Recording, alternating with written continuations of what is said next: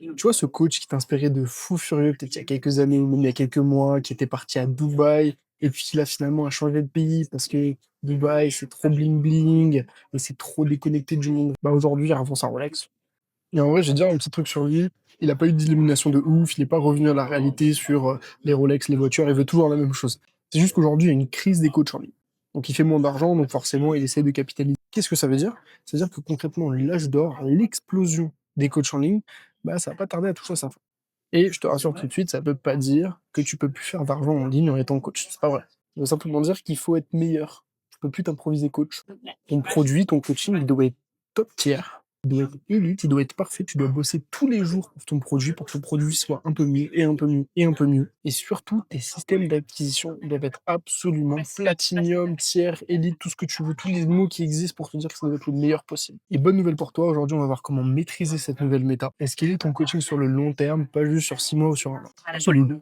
Il y a tellement de coachs qui font à peine 10 000 € par mois, même pas la plupart des mois d'ailleurs, après que tout le monde soit passé, après que leurs ads soient passés, que leur setter, leur closer, leur grand-mère, les impôts, le fisc soient passés, finissent peut-être à 3 000 € de profit grand max, tu vois, avec 20 000 abonnés, alors que leur niche est plus large qu'un trou noir. Aujourd'hui, tu peux plus viser les hommes de 25 à 35 ans, hein, et espérer te différencier. Non, ça marche plus comme ça. Tout le monde vise cette niche. C'est plus une niche aujourd'hui. C'est juste un énorme segment de la population. Donc, comment est-ce que tu cibles ta niche pour pouvoir te différencier justement de ta compétition qui, eux, ciblent cette niche-là? Vaut mieux dominer une niche plus petite et la dominer complètement, et après t'étendre sur une autre niche, que essayer de dominer une énorme niche et prendre une toute petite part du gâteau. Donc pour ça, essaie de cibler déjà quelqu'un qui te ressent, qui puisse s'identifier à toi. Je te donne un exemple. Si par exemple t'es papa, ça va être plus simple pour toi de target les papas que si t'en es pas un. Si t'as 25 ans, essaye pas de target les papas, par exemple. Parce que les gens vont avoir plus de mal à s'associer à toi. Et surtout, tu vas pas comprendre les challenges auxquels ils font face. Donc, ça va être beaucoup plus dur pour toi de coacher et de résoudre les problèmes de ton audience. Et surtout, il faut que ta niche, elle se résume à un à deux mots maximum. Je te donne un autre exemple, comme je viens de te donner, les papas, les entrepreneurs, les digital nomades. Et je suis pas en train de dire que tu peux pas faire d'argent avec une niche un peu plus grande. C'est pas vrai. Tu peux. Tu peux, mais tu vas arriver plus facilement et plus vite si tu conquiers une micro-niche. Et une fois que tu as conquis ta micro-niche à 100%, alors là, tu peux continuer à t'étendre un peu. Là, tu peux aller tester peut-être d'autres audiences, d'autres marchés, d'autres parts du gâteau plus grand. Étape numéro 2, c'est ton offre. Si tu crois encore que tu peux vendre une offre moyenne juste parce que tu as un peu d'autorité, bah écoute, bon courage pour la suite. Moi et mes clients, on te fera coucou depuis notre yacht pendant que toi, tu seras en train de galérer au carrefour. C'est pas comme ça que ça marche aujourd'hui. Il te faut une offre irrésistible. Utilise la formule d'Hormozy si tu veux aller voir. Je te conseille même d'aller lire les 100 Million Dollars Offer d'Hormozy, qui est un excellent bouquin. Mais avant tout, c'est une offre qui est perçue avec très peu de risques pour ton client. Oui, concrètement, si tu as énormément d'autorité, tu peux faire une offre qui est un petit peu plus moyenne, mais il faut que tu en aies vraiment énormément beaucoup. Luke Davis, TJ Trades, Iman Gadzhi, tout ça, c'est des coachs qui peuvent se permettre de faire des offres un peu moins irrésistibles parce qu'ils ont énormément d'autorité sur le marché. Si ton prospect il est persuadé qu'il y a très peu de risques pour lui de faire ton offre, de faire ton coaching, il doit être certain que ça va marcher, il doit avoir un besoin absolu de changer sa situation. Sinon, si c'est pas le cas aujourd'hui quand tu arrives sur un sales call, c'est que soit le problème que tu résous n'est pas assez fort, soit tu ne marketes pas ton offre à la bonne audience, tout simplement. Donc fixe ton offre et rends-la la plus attractive possible pour ton client. C'est une compétition, tu peux pas jouer avec tes propres règles. Donc une fois que ton positionnement et ton offre ils sont acquis, ils sont déjà validés, tu as un bon concept sur la main, il te reste tes canaux d'acquisition. C'est là où tu vas faire beaucoup d'argent si le reste, les deux étapes d'avant sont très solides. Il y a beaucoup de coachs qui essayent d'être partout. Ils sont sur YouTube, Instagram, Pinterest, TikTok, LinkedIn. Alors que non, non, ils font 5 cas par mois, en gros, tu vois. Et ils finissent par avoir peut-être 30 calls bookés dans le mois, ils en closent 3. Parce que si tu mets autant d'efforts sur chaque plateforme, ton effort, il va être dilué. Si tu mets de la grenadine avec de l'eau, c'est dilué. Là, c'est pareil. Ta grenadine, c'est ton or, c'est ton argent, c'est ton attention. Tu dois scaler un seul canal, une seule offre, une seule audience, jusqu'à arriver à minimum, et je dis bien minimum 30K par mois. Et sur ce canal, ça peut être Instagram, ça peut être YouTube. Je déconseille que ce soit TikTok, mais ça peut être TikTok aussi si ton offre s'y prête. Il faut savoir identifier quel canal se prête mieux à ton offre et ton audience aussi. Tu vas pas faire une offre pour les papas uniquement sur TikTok. La majorité des papas, ils ne sont pas. Tu vas cibler Instagram et peut-être Facebook. Et ton funnel, il doit convertir ton ICP. Alors un funnel, je pense que tu sais ce que c'est, mais je vais te le résumer, c'est ton process de conversion.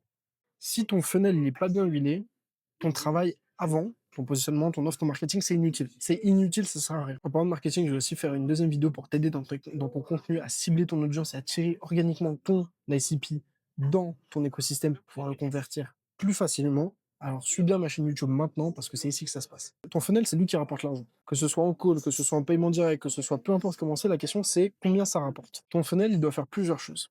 Numéro 1, il doit créer un lien avec ton prospect, le rendre conscient de son problème, le convaincre que tu peux le résoudre, évidemment, le qualifier dans son budget, dans sa douleur, dans son objectif. Et surtout, ça me paraît le plus logique, ça doit enchaîner les étapes logiques pour que d'ici la fin, ça soit limite le prospect qui te demande de passer à l'action. Ça, c'est vraiment du sur-mesure. Tu ne peux pas avoir le même funnel pour un coach sportif que pour un accompagnement en bourse, par exemple. Et si tu respectes toutes ces étapes-là, bah forcément, ta machine de conversion, elle va bien marcher. Si l'offre est bien faite, ta machine de prospection est bien faite, que tu as des calls bookés qualifiés, j'insiste sur le qualifié, et que ton offre est bien calée, déjà, tu vas avoir une offre qui convertit. C'est le plus important.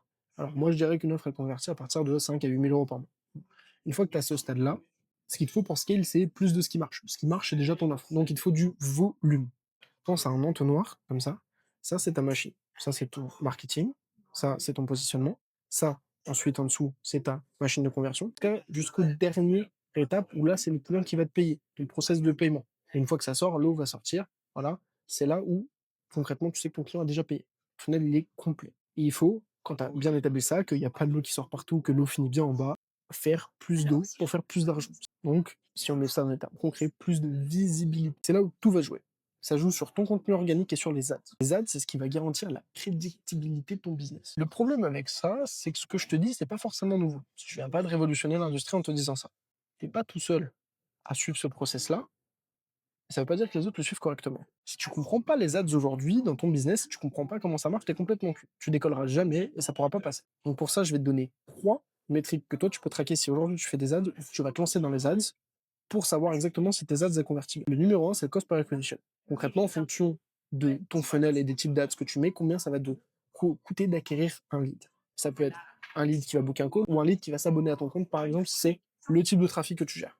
Le watch time, combien de temps les gens regardent ta créative, c'est vachement important pour savoir si ta créative est bonne. Et si dans les prochaines, tu as besoin, tu peux la réutiliser ou les mêmes angles. Et le click-through ratio. Est-ce que les gens cliquent sur ton lien pour passer à l'action? Il faut qu'il y ait un bon pourcentage. Le personal branding, il doit être aussi reconnaissable en 3 secondes. En 3 secondes, les gens doivent savoir où ils sont. Ah, c'est une pub de telle personne. Ah, ça, c'est une vidéo de telle personne. Oh, attends, ça, je sais à qui je parle. Je sais qui c'est. Ça peut être par la couleur, ça peut être par le logo, ça peut être par ta tête, ça peut être par le type de musique, ça peut être par le type de subtitle, ça peut être par le type d'intro, ça peut être pour beaucoup de choses de ta brand. Je te ferai aussi dans cette vidéo sur le contenu, comment est-ce que tu peux établir une super brand. Et si tu veux un exemple ultra concret, va regarder les ads et les vidéos d'Alex Hormozy. En 3 secondes, tu sais que tu regardes Alex Hormozy sans savoir que tu es sur son channel. Donc si tu suis ce process-là aujourd'hui, chaque étape concrètement, et que tu le fais bien, tu peux arriver à te différencier. Si ton offre est bonne, ton positionnement est bon, ton système de conversion est fluide et peut aussi gérer le volume, c'est le plus important. Ton produit est excellent aussi parce que c'est à ça qu'on va reconnaître un super coach aujourd'hui.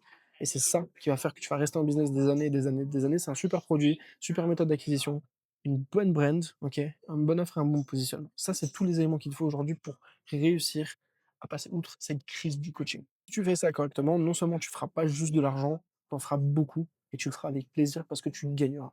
Alors, si tu veux en apprendre un petit peu plus sur comment est-ce que tu scales ton accompagnement encore plus haut que ce que là où t'es, j'ai fait une vidéo complète pour toi.